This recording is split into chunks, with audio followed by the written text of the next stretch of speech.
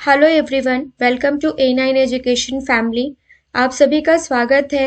इससे पहले वाले वीडियो में हमने काफ़ी सारे टॉपिक्स कंप्लीट किए और चालुक्य वंश भी हम कंप्लीट करने वाले थे, बट किसी टेक्निकल इश्यूज की वजह से हम इस टॉपिक को कंप्लीट नहीं कर पाए। तो आज के वीडियो का जो सोर्स रहने वाला है, जो मुख्य स्रोत रहने वाला है, वो ये पूरा का पूरा PDF रहने वाला है, जिसमें हम कंप्लीट करेंगे चालुक्य वंश और बादामी के चालुक्य।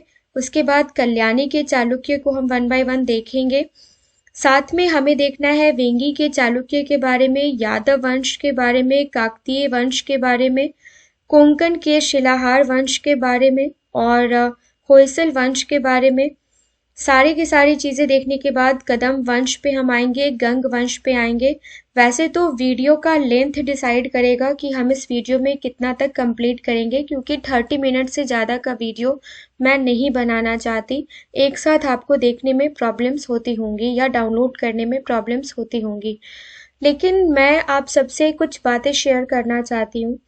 मुझे मेरे वन ऑफ द फ्रेंड किसी फ्रेंड का मुझे मैसेज आया कि अगर मैं PDF प्रोवाइड मैं नहीं करती हूँ, इसीलिए मेरे वीडियोस का व्यूज़ नहीं जाता, कोई दोबारा देखने नहीं आता।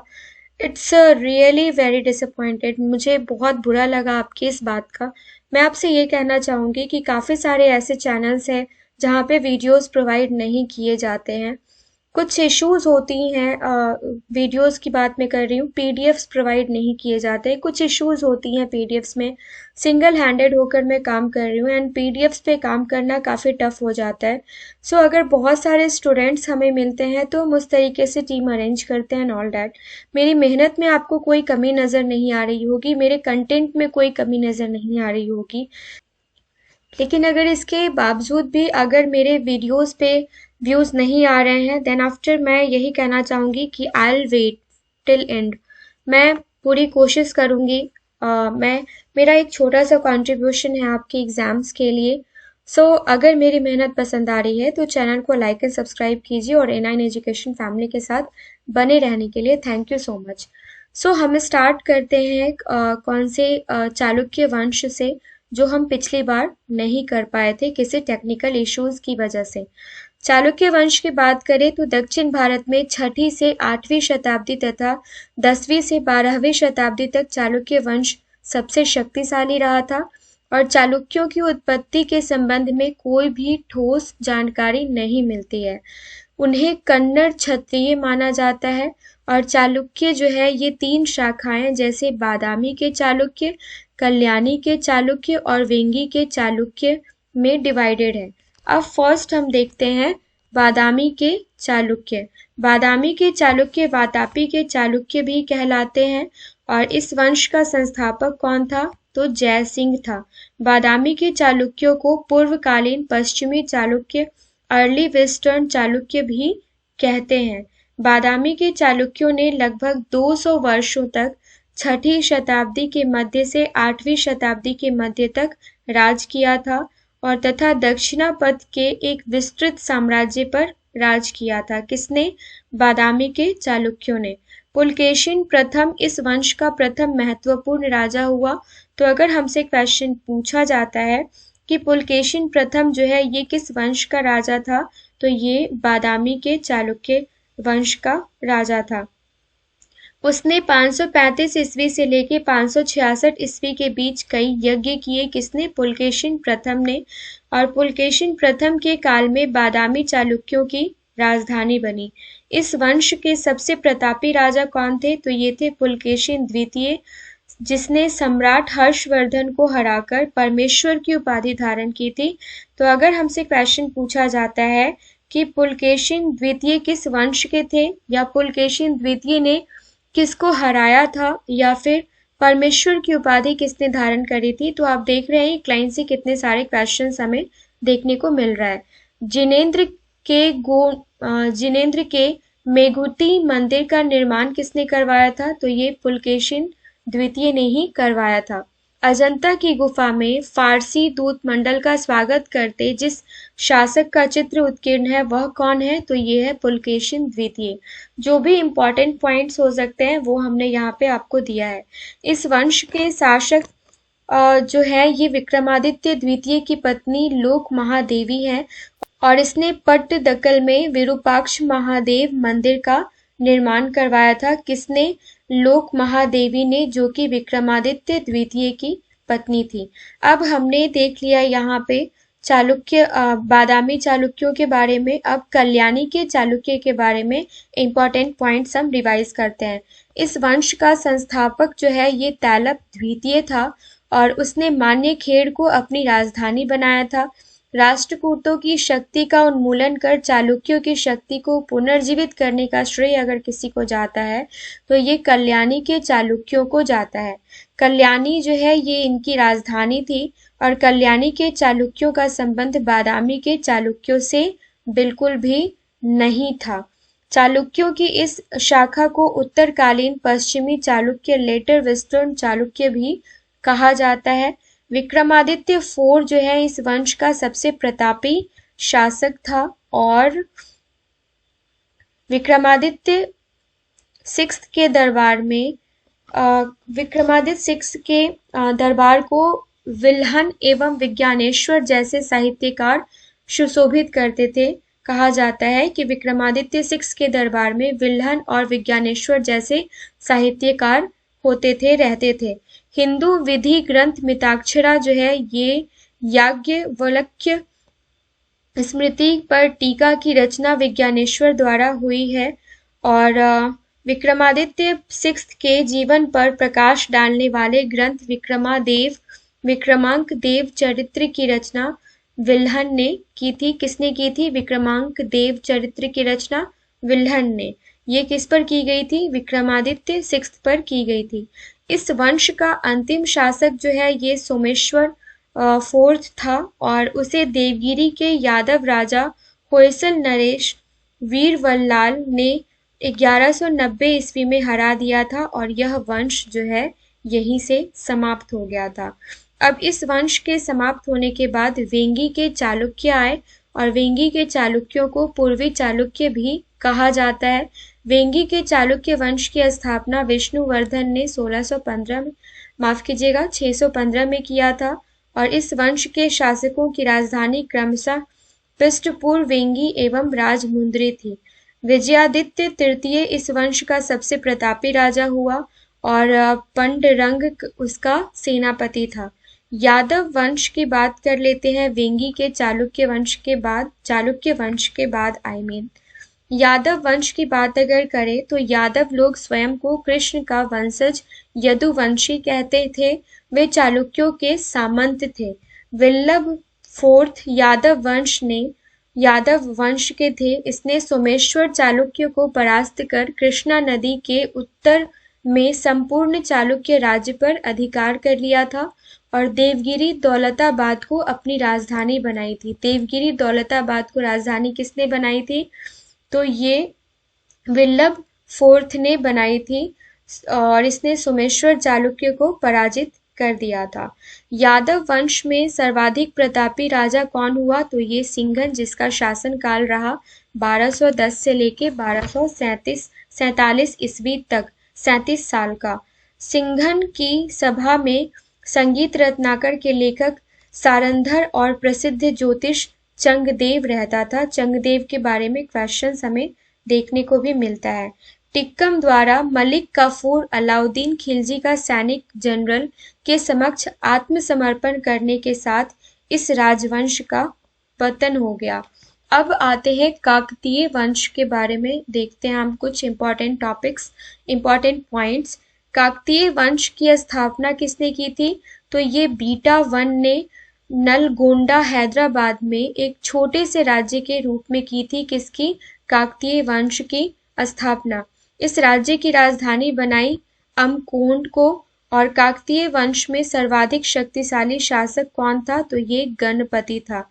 गणपति की पुत्री रुद्रमा ने रुद्रदेव महाराज के नाम से 35 वर्षों तक शासन किया था और गणपति द्वारा इस राज्य की राजधानी वारंगल स्थानांतरित कर दी गई थी। प्रताप रुद्र जो है इस वंश के अंतिम शासक थे, जो कि 1295 से लेकर 1323 ईस्वी तक रहे। अब यहाँ से हम देखेंगे काकतीय वंश के बाद कोंकण के शिलाहार के बारे में।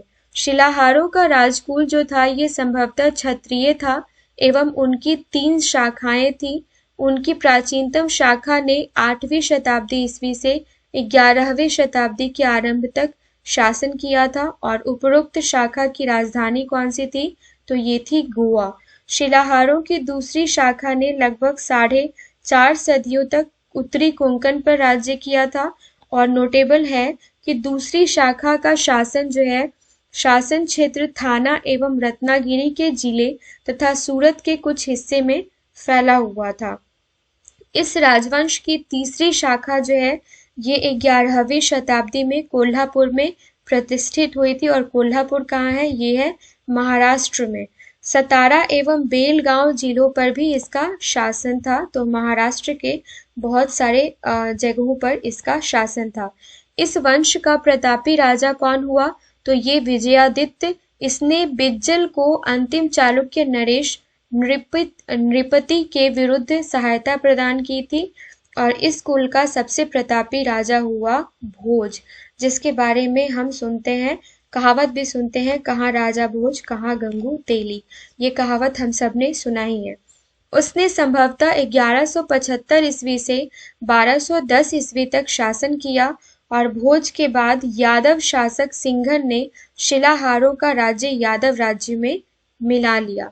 अब यहाँ से स्टार्ट होता है होयसल वंश के बारे में। होयसल वंश का 12वीं शताब्दी में मैसूर में प्रादुर्भाव हुआ और होयसल वंश स्वयं को चंद्रवंशी क्षत्रिय मानते थे। इस वंश का संस्थापक कौन था, तो ये था विष्णु वर्मन। इस वंश के शासक विष्णु वर्मन द्वितीय ने द्वार समुद्र नामक नगर की स्थापना की थी, ये इंपॉर्टेंट है, तथा इसे अपनी राजधानी बनाया था। तो विष्णु वर्मन द्वितीय ने किसको राजधानी बनाया था, द्वार समुद्र को। विष्णु वर्मन ने वेलूर स्थित चेन्ना केशव मंदिर का निर्माण 1117 ईस्वी में किया। इस वंश का अंतिम शासक कौन था, तो ये बीरबललाल तृतीय था, जिसे अलाउद्दीन खिलजी के एक सैनिक जनरल मलिक कफूर ने परास्त कर दिया था। इस काल का सर्वश्रेष्ठ मंदिर द्वार समुद्र का होयसलेश्वर मंदिर है। उपरोक्त मंदिर को भास्कर कला का अजायब घर कहा जाता है। फ्रेंड्स, ये एंशिएंट कंप्लीट करने के बाद मैं मिडाइवल हिस्ट्री आपके साथ इस तरीके से कंप्लीट करूंगी कि शायद ही कहीं आपको उस टाइप के वीडियोस देखने को मिलेंगे। ट्रस्ट मी, आप बहुत इंजॉय करेंगे मिडाइवल एंड मॉडर्न। सो सबसे पहले तो ये 2-3 वीडियोस हम एंशिएंट का कंप्लीट कर लेते हैं। 7th बीपीएससी के लिए सीरीज़ है, लेकिन ये सारे के सारे वीडियोस किसी भी एग्ज़ाम के लिए काफ़ी इम्पॉर्टेंट है। कदम्ब वंश के बारे में बात करते हैं। कदम्ब वंश की स्थापना कहाँ हुई थी, तो ये आंध्र सातवाहन के पतनावशेष पर हुई थी। ये पल्लवों के सामंत थे। इस वंश का मूल निवास स्थान पश्चिमी घाट में कनारा में था और तेलगुंडा के एक लेख जैसे कि मयूर शर्मन नामक एक ब्राह्मण ने स्वतंत्र कदम्ब वंशीय राज्य की स्थापना की थी। इस राज्य की राजधानी कहाँ थी, तो ये वनवासी थी इस राज्य की राजधानी। इस वंश का सर्वाधिक महत्वपूर्ण शासक कौन हुआ, तो ये काकुत्स्थ वर्मन था इस राज्य का महत्वपूर्ण शासक। अब 13वीं शताब्दी के समाप्ति के समय में अलाउद्दीन खिलजी ने इस राज्य को मुस्लिम राज्य में मिला लिया। अब यहाँ से शुरुआत होता है गंग वंश का। गंगों का राज्य मैसूर रियासत के अधिकतर भाग पर फैला हुआ था। गंगों के कारण उपरोक्त इलाके को गंगावाड़ी कहा जाता था और साथ ही साथ 4वीं शताब्दी ईस्वी में इसकी नींव दी गई थी एवं माधव ने डाली थी। किसने दी थी, दीदिग ने और माधव ने इसकी नींव डाली थी। माधव प्रथम ने दत्तक सूत्र पर एक टीका लिखा था। तो अगर क्वेश्चन पूछा जाता है कि दत्तक सूत्र पर किसने टीका लिखा था, तो ये माधव प्रथम ने लिखा था। पहले इनकी राजधानी कुलूवल में थी, परंतु 5वीं शताब्दी में इस वंश के शासक हरिवर्मन ने इसे वहां से स्थानांतरित कर मैसूर जिले में तलकाड में स्थापित कर दिया। अब राष्ट्रकूटों ने कालांतर में इस राज्य पर अपनी प्रभुसत्ता स्थापित कर दी। अब यहाँ से शुरुआत होता है संगम युग का। संगम शब्द का अर्थ क्या होता है? संघ, परिषद, गोष्ठी तथा इससे तात्पर्य तमिल कवियों के सम्मेलन से है। इन परिषदों का संगठन पांड्य राजाओं के संरक्षण में किया गया था। किसका? संगम युग के परिषदों का जो है संगठन पांड्य राजाओं के संरक्षण में हुआ था। भारतीय प्रायद्वीप का दक्षिणी छोर जो कृष्णा नदी के दक्षिण में है 3 राज्यों में बटा हुआ था। चोल, चेर और पांड्य में 3 राज्यों में बटा हुआ था। अशोक के द्वितीय शिलालेख में चोल, पांड्य, केरल, पुटरा एवं सतीय पुत्र का जिक्र मिलता है जो कि साम्राज्य की सीमा पर बसते थे। अब यहाँ पे कुछ इम्पोर्टेंट चीजें हम देखने वाले हैं। संगम काल का अध्यक्ष, संरक्षण एवं संख्या, स्थान, सदस्यों की संख्या। तो प्रथम अध्यक्ष कौन थे संगम काल के? अगस्त्य ऋषि। और संरक्षण एवं संख्या क्या था? पांडे, जो कि संख्या 89 थी। स्थान मदुरई और सदस्यों की संख्या कितनी थी? 549। द्वितीय तोलकाप्पियर पांडे की संख्या आप यहाँ पे देख सकते हैं। कपटपुरम स्थान का नाम था और सदस्यों की संख्या क्या थी? 49। तृतीय नक्कीरर पांडे की संख्या 49। उत्तरी मदुरई ये पूछा जाता है।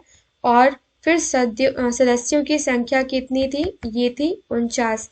अब यहाँ से हम देखने वाले हैं आगे का संगम युग के बारे में। 8वीं सदी में 3 संगमों का वर्णन मिलता है। जैसे पांड्य राजाओं द्वारा इन संगमों को शाही संरक्षण प्रदान किया गया था। किसके द्वारा? पांड्य राजाओं के द्वारा संगमों को शाही संरक्षण प्रदान किया गया था। तमिल किंवदंतियों के अनुसार प्राचीन दक्षिण भारत में 3 संगमों तमिल कवियों का समागम का आयोजन किया गया था, जिसे क्या कहा जाता था? तो ये मुच्चंगम कहा जाता था। ये टर्म याद रखिएगा कि मुच्चंगम क्या था। 3 संगम थे, कौन कौन से? प्रमुख संगम, मध्य संगम और अंतिम संगम। इतिहासकार तीसरे संगम काल को ही संगम काल मानते हैं और पहले 2 संगमों को पौराणिक मानते हैं। प्रथम संगम मदुरई में आयोजित किया गया था। ये आपको नोट डाउन कर लेना है। इस संगम में देवता और महान संत सम्मिलित हुए थे, किंतु इस संगम का कोई साहित्यिक ग्रंथ उपलब्ध नहीं है। द्वितीय संगम में कपाटपुरम में आयोजित किया गया था। द्वितीय संगम। पहला संगम कहाँ हुआ था? पहला संगम हुआ था मदुरई में, जिसमें देवता और महान संत सम्मिलित हुए थे। द्वितीय संगम हुआ था कपाटपुरम में और इस संगम का तोल्काप्पियम नामक एकमात्र ग्रंथ उपलब्ध है जो तमिल व्याकरण ग्रंथ है। ओके, नेक्स्ट देखते हैं। तृतीय संगम भी मदुरई में हुआ था और इस संगम के अधिकांश ग्रंथ नष्ट हो गए हैं। इनमें से कुछ सामग्री समूह ग्रंथों का या महाकाव्यों के रूप में उपलब्ध है। तो ये समूह ग्रंथों या महाकाव्यों के रूप में उपलब्ध है। कौन सा संगम? तृतीय संगम। ओके, अब यहाँ से स्टार्ट होता है चोल वंश। चोल वंश के बारे में हम देखते हैं। चोलों का क्रमबद्ध इतिहास 9वीं शताब्दी से प्रारंभ होता है और इसी काल में विजयालय ने पल्लवों के ध्वंसावशेष पर चोल राज्य की स्थापना करी थी। तब से 13वीं शताब्दी तक दक्षिण भारत में इस वंश का प्रभुत्व रहा। तो अगर पूछा जाता है कि कौन सी शताब्दी तक चोल राज्य का, चोल वंश का प्रभुत्व रहा और कहाँ, तो दक्षिणी भारत में 13वीं शताब्दी तक। चोल साम्राज्य की राजधानी तंजौर थी और आदित्य प्रथम ने चोलों का स्वतंत्र राज्य स्थापित किया था। अब यहाँ पे नेक्स्ट हम देखते हैं चोल वंश के प्रमुख शासक कौन कौन हुए। तो सबसे पहले विजयालय 850 से 880 ईस्वी तक रहे। आदित्य वन 880 से 907 ईस्वी तक। परांतक वन 907 से 955 ईस्वी तक। राजा राज प्रथम, इनके बारे में पूछा जाता है। 985 से लेके 985 से लेके 1014 ईस्वी तक। राजेंद्र प्रथम के बारे में भी पूछा जाता है। 1012 से लेके 1042 ईस्वी तक राजाधिराज प्रथम, 1042 से 1052 ईस्वी तक, और कुलोत्तुंग प्रथम 1070 से 1118 ईस्वी तक। विक्रम चोल प्रथम जो है ये 1020 से 1135 ईस्वी तक, और कुलोत्तुंग द्वितीय जो है ये 1135 से 1150 ईस्वी तक। लास्ट है राजा राज सेकंड जो कि 1150 से लेके 1173 ईस्वी तक रहे। ये हमने बात करी चोल शासकों की और उनके प्रशासन काल की। चोल नरेश परांतक प्रथम को तक्कोलम के युद्ध में राष्ट्रकूट नरेश कृष्णा तृतीय ने पराजित किया था, और चोल राजा राजा राज ने श्रीलंका के कुछ प्रदेशों को जीतकर अपने राज्य में मिला लिया था। क्या उपलब्धि थी, क्या इनसे छिन गया था, ये हम बात कर रहे हैं। उसका नाम मुंडी चोलमंगलम रखा था, और तथा पोलन रुवा को इसकी राजधानी बनाया था। किसका? जो श्रीलंका के कुछ प्रदेशों को जीता था। किसने? राजा राज ने। राजा राज जो है ये शैव धर्म का अनुयायी था, तथा उसने तंजौर में राजा राजेश्वर का मंदिर भी बनवाया था, जो कि शिव का मंदिर है। इसे बृहदेश्वर मंदिर भी कहा जाता है। तो अगर पूछा जाए बृहदेश्वर मंदिर किस देवता से रिलेटेड है, तो शिव देवता से रिलेटेड है। राजा राजेश्वर का शिव मंदिर बनवाया था, तो राजा राजेश्वर का मंदिर भी शिव से संबंधित है। चोल साम्राज्य का सर्वाधिक विस्तार कहाँ हुआ? तो ये राजेंद्र चोल प्रथम के काल में हुआ था। नेक्स्ट देखते हैं। राजेंद्र ने बंगाल के पाल वंशीय शासक महिपाल को पराजित करने के बाद गंगईकोंडा चोल की उपाधि धारण की थी। किसने? राजेंद्र ने बंगाल के पाल वंशीय शासक महिपाल को पराजित किया, और उसके बाद गंगईकोंडा चोल की उपाधि धारण की थी राजेंद्र ने। राजेंद्र चोल ने नवीन राजधानी गंगईकोंड चोलपुरम के निकट चोलगंगम नामक विशाल तालाब का निर्माण करवाया, और चोल वंश का अंतिम राजा राजेंद्र तृतीय था। इस वंश के विक्रम चोल ने अभाव एवं अकालग्रस्त जनता से चिदंबरम मंदिर के विस्तार हेतु कर वसूले थे। किसने? विक्रम चोल ने। इस वंश के कुलोत्तुंग द्वितीय द्वारा चिदंबरम मंदिर में स्थित गोविंदराज जो कि विष्णु की मूर्ति है को समुद्र में फेंकवा दिया था। किसने? तो ये कुलोत्तुंग द्वितीय ने। बाद में वैष्णवाचार्य रामानुज ने मूर्ति का पुनरुद्धार कर तिरुपति मंदिर में प्रतिस्थापित करवाया था। तो ये यहाँ से आपको बहुत ही इम्पोर्टेंट फैक्ट देखने को मिला है। अधिकतर चोल शासक जो है ये शैव धर्म के उपासक थे, और परंतु वैष्णव धर्म, बौद्ध धर्म तथा जैन धर्मों का भी सम्मानजनक स्थान था। प्रसिद्ध तमिल महाकाव्य जीवक चिंतामणि की रचना चोल काल में ही 10वीं शताब्दी में हुई थी, और इसके प्रणेता तिरुतक्क देवर नामक जैन पंडित थे। किसके? तमिल महाकाव्य जो चोल चिंतामणि की रचना जो की गई थी उसके। एक अन्य जैन लेखक तोलोमोक्ति ने शूलमणि नामक ग्रंथ की रचना की। तो शूलमणि नामक ग्रंथ की रचना किस काल में की गई और किसने की, ये हमने यहाँ पे कंप्लीट कर लिया। चोल शासक कुलोत्तुंग तृतीय के शासनकाल में प्रसिद्ध कवि कंबन हुए, जिन्होंने प्रसिद्ध तमिल रामायण रामावतारम की रचना की थी। तो रामावतारम की रचना किसने की? तो ये कवि कंबन ने की थी चोल शासक कुलोत्तुंग तृतीय के शासनकाल में। 11वीं शताब्दी में विख्यात बौद्ध विद्वान बुद्धिमित्र ने रसोलियम नामक व्याकरण ग्रंथ की रचना की, और काव्य के क्षेत्र में पुगलेंदी नलवेम्ब नामक महान काव्य की रचना की इसने। आगे हम देखते हैं, चोल हमने कंप्लीट कर लिया है। चोल प्रशासन के बारे में देखते हैं। चोल प्रशासन जो है ये राजा को परामर्श देने के लिए एक मंत्री परिषद थी इस प्रशासन के अंतर्गत, और परंतु ये याद रखना है कि मंत्री परिषद तो थी, लेकिन मंत्री परिषद का सलाह मानने के लिए राजा बाध्य नहीं था। चोल काल में साम्राज्य को 6 प्रांतों में बांटा गया था, और चोल कालीन प्रांतों को मंडलम कहा जाता था? ये क्वेश्चन कितनी बार पूछा गया है। जिसका प्रशासक वायसराय होता था। मंडलम को कई कोट्टम कमिश्नरियों में तथा कोट्टमों को कई वलनाडु जिलों में बांटा गया था और चोलकालीन ग्राम समूह नाडु कहलाते थे। क्या कहलाते थे? नाडु कहलाते थे। यही चोल प्रशासन की सबसे छोटी इकाई होती थी। कौन? तो नाडु। नाडु की स्थानीय सभा को नाटूर एवं नगर की स्थानीय सभा को नगरतार कहा जाता था। तो नाडु की स्थानीय सभा को क्या कहा जाता था? नाटूर। और नगर की स्थानीय सभा को क्या कहा जाता था? नगरतार। नेक्स्ट देखते हैं।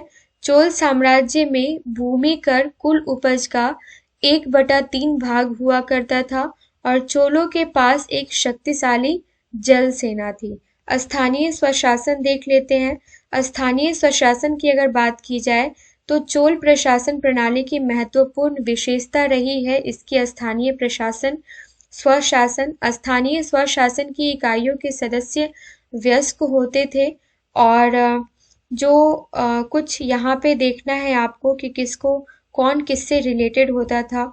तो उड़ जो है ये सर्वसाधारण लोगों की एक सभा सार्वजनिक कल्याण के लिए तालाबों एवं बगीचों के निर्माण के लिए गांव की भूमि का अधिग्रहण करना उड़ का प्रमुख कार्य था।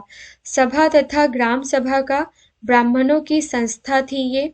और बरियम जो है ये सभा की 30 सदस्यीय कार्य संरचना समिति थी। फिर संवत्सर बरियम जो है ये बरियम के 12 ज्ञानी व्यक्तियों की वार्षिक समिति थी और उद्यान समिति जो है ये बरियम के 12 सदस्यों की समिति थी। नेक्स्ट देख लेते हैं तराग जो कि वरियम तराग समिति जो कि वरियम के 6 सदस्यों की एक समिति थी और नगरम समिति जो है ये व्यापारियों की सभा थी। अब यहाँ पे हमने सारी की सारी चीजें कंप्लीट कर ली हैं। अब आगे हम बात करेंगे गुप्तोत्तर काल संगम काल के बारे में। जैसे चेर राज्य के बारे में हम बात करेंगे, पांड्य राज्य के बारे में बात करेंगे और सीमावर्ती राज्यों का इतिहास हम देखेंगे। सो 2 से 3 वीडियो में अब हम इसको कंप्लीट कर लेंगे। मेरे हिसाब से 2 टॉपिक मुझे यहाँ पे अभी और कंप्लीट करना चाहिए जो कि है